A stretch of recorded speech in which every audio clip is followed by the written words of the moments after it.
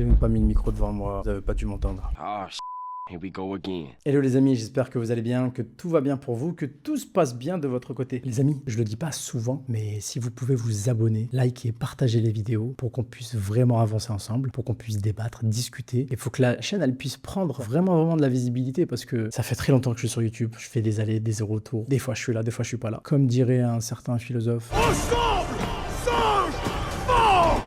C'est parti les amis, pour la vidéo.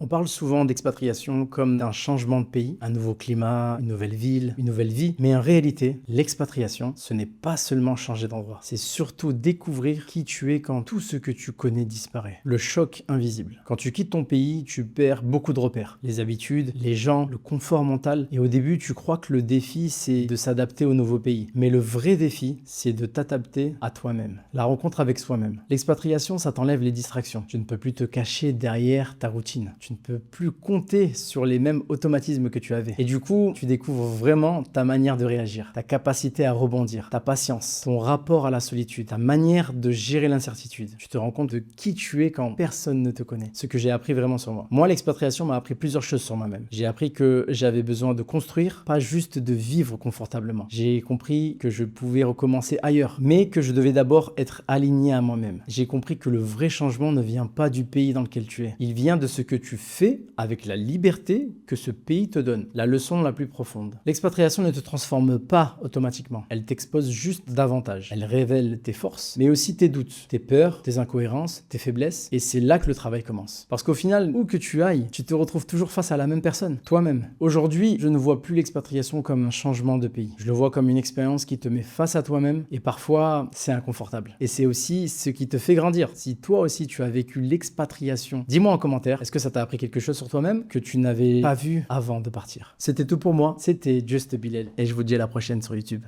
Ciao.